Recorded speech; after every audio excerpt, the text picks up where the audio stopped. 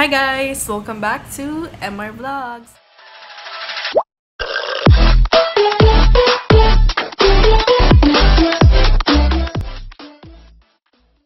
So for today's video, what I'm gonna do is show you guys how I do my simple makeup.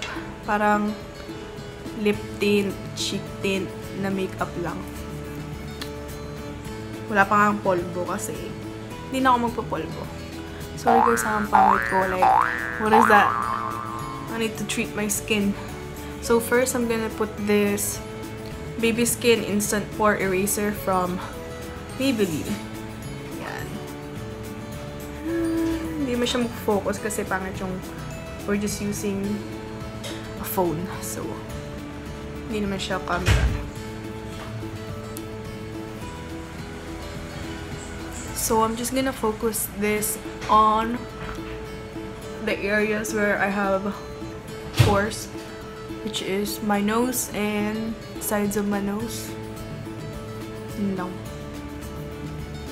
Just a little bit. Wala naman siyang amoy. Hopefully I'm not too bright and hopefully hindi ako against the light. Next, maglalagay na ako ng konting CC cream or CC foundation on my nose. Kasi guys, lahat ng blackheads ko nasa nose ko. So that's like the darkest part of my face, which is annoying.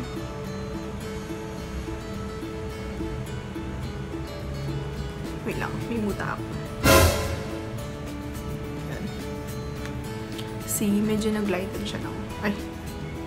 nag-lighten siya ng slight. Tapos dito rin. So what I'm doing is concentrating this product around the dark areas of my face. Like my nose, around my nose, my upper lips, and my under eye area.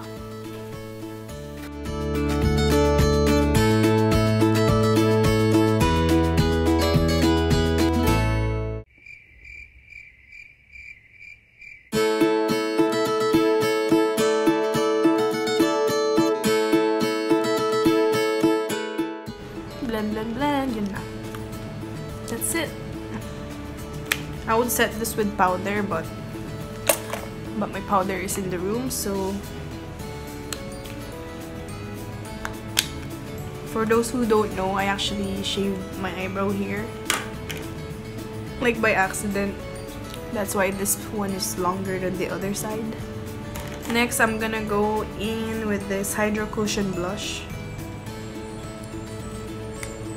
Oh yeah guys, the makeup that I'm using is from what's in my Kikay kit. So yeah. This is a cushion blush too, so let's use this mirror. Oh my gosh, Mom, you scared me! Don't be like that!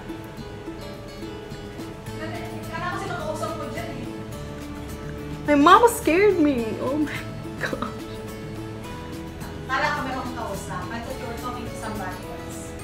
I'm like, oh my gosh. Who's that?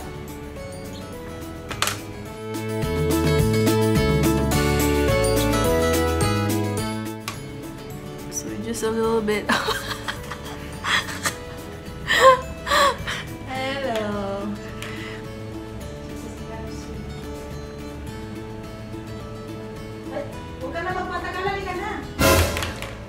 So yeah, I'm rushing right now, so my mom's making me rush more.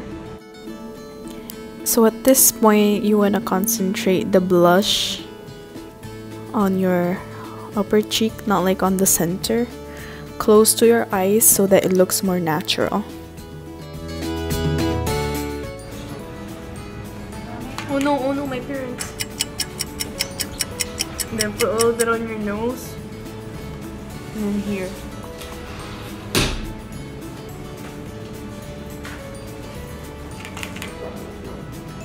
This is a 5-minute makeup challenge. Okay.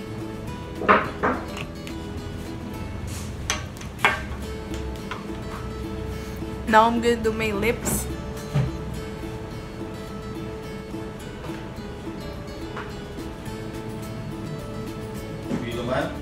Yeah. Okay.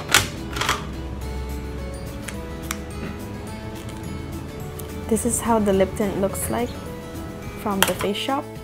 Now I'm just spreading it on my lips for better distribution.